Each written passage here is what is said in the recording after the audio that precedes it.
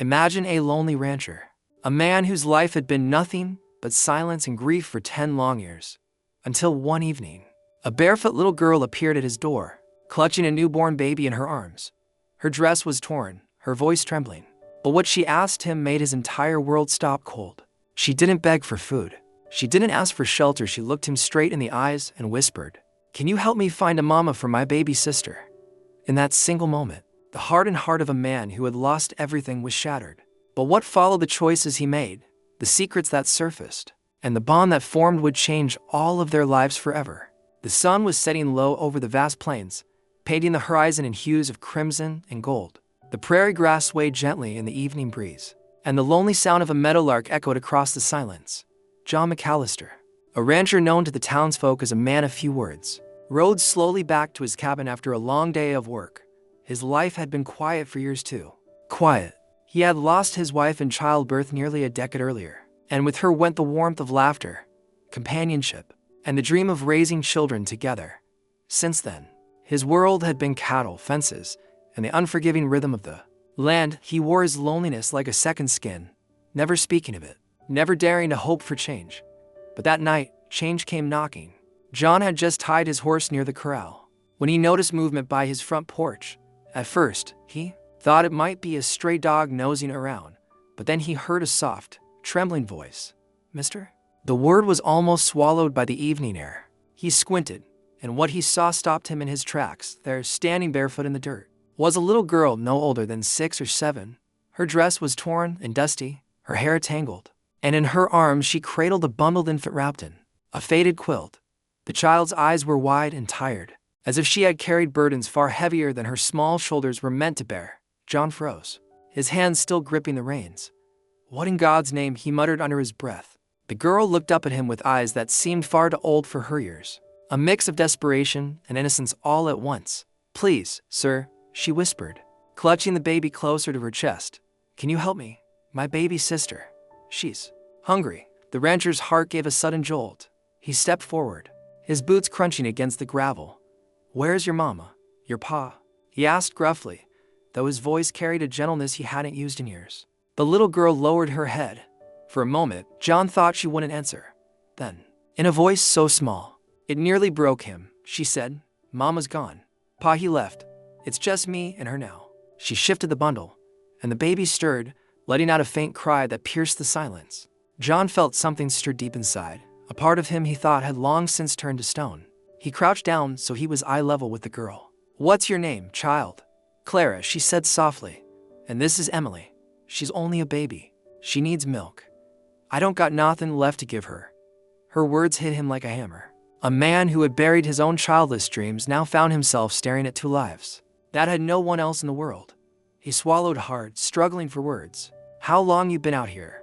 Clara hesitated, then looked toward the fading road. "Since yesterday. I walked all night. I was looking for someone who'd listen. Folks in town wouldn't take us. They said they couldn't." Her eyes filled with tears, but she blinked them away fiercely, refusing to cry. John felt his chest tighten.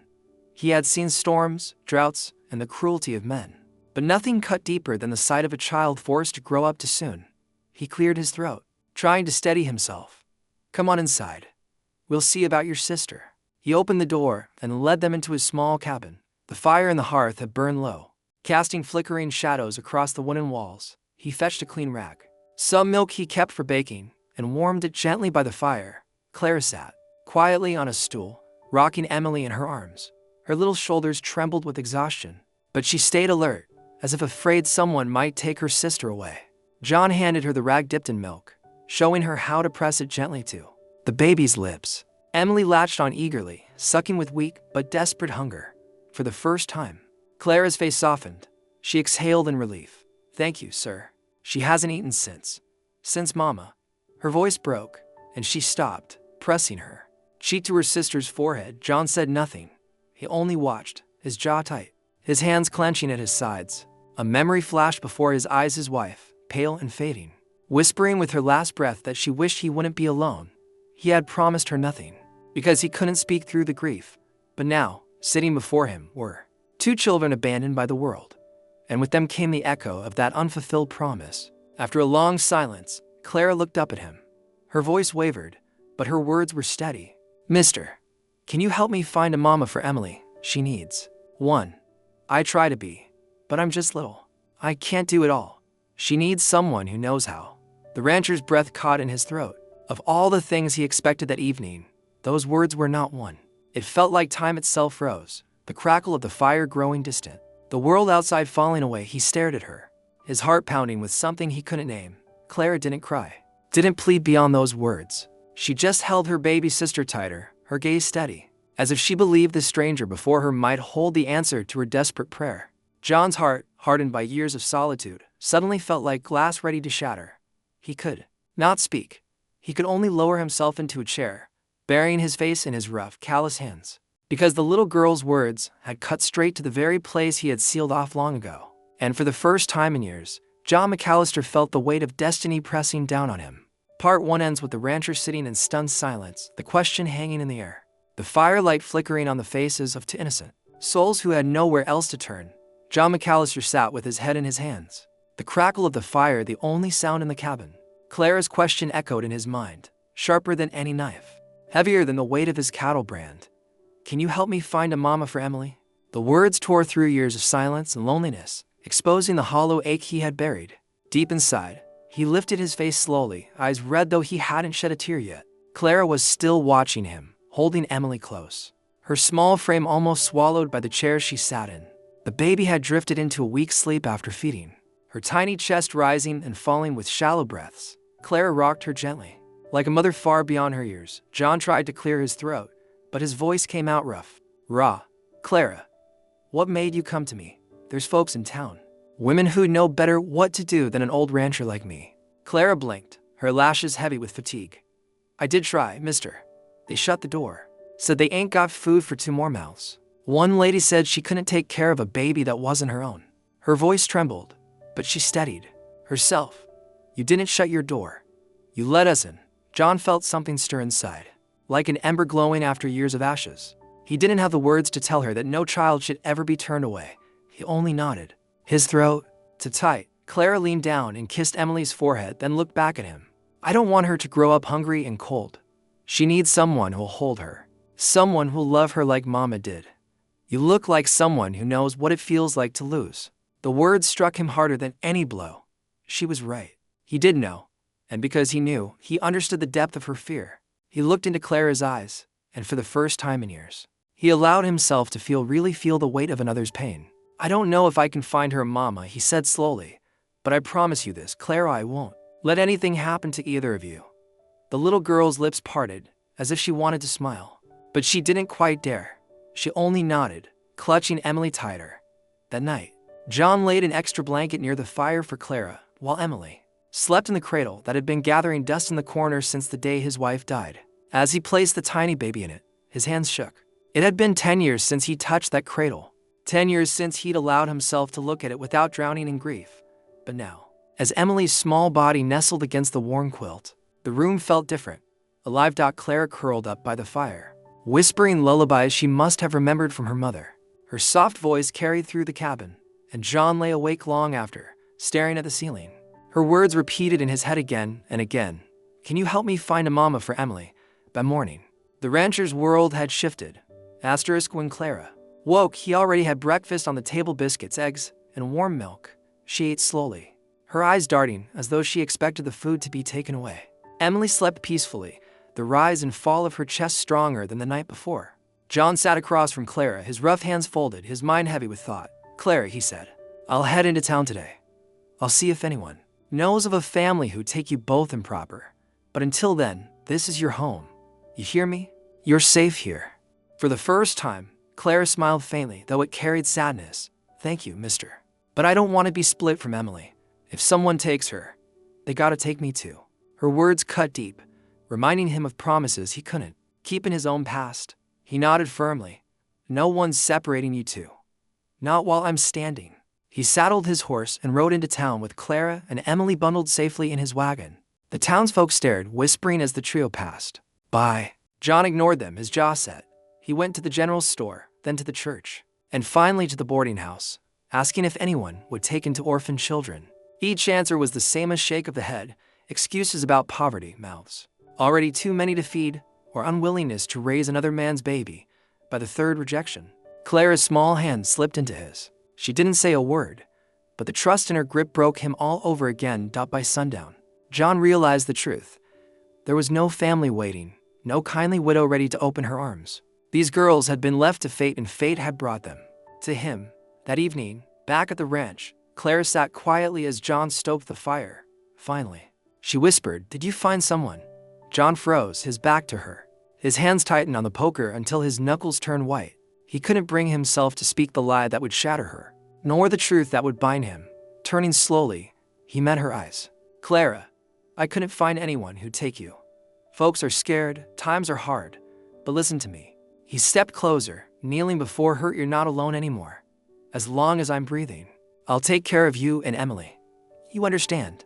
Her eyes glistened, and this time the smile broke through, fragile but real. She nodded, then threw her small arms around his neck.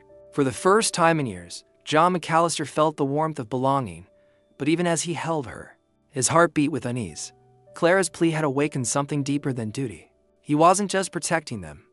He was already bound to them, and he feared what that might mean. That night, as the prairie winds howled outside and the fire burned low, John stared into the flames, haunted by Clara's words, "Find a mama for my baby sister." He knew now the answer was far more complicated than he could bear, because in that little girl's desperate question, he had found something he thought he'd lost forever: family. And family was both a blessing and a curse. The days ahead would test him in ways he never imagined. But one thing was certain: his life was no longer his own. Part 2 ends with John realizing the truth that no one else would take Clara and Emily, and his heart trembling with the weight of the choice that lay before him. The following days passed with a rhythm John had not known in years. Clara helped with chores, her small hands learning to gather eggs, fetch water, and sweep the cabin. Emily's cries filled the silence that once haunted the ranch, and the sound, instead of burdening John, began to heal him. Each evening, Clara would sit by the fire and tell Emily stories, her voice carrying hope into the cracks of the old wooden walls. Yet every night, when the girls were asleep, John sat alone, staring into the flames, torn by the same question: could he ever find a mother for them? Or had Clara unknowingly given that role to him already? One evening, after a long day mending fences, John came inside to find Clara struggling to rock Emily to sleep. The baby fussed, refusing rest. Clara looked up, her face tired but determined. "She misses Mama," she whispered.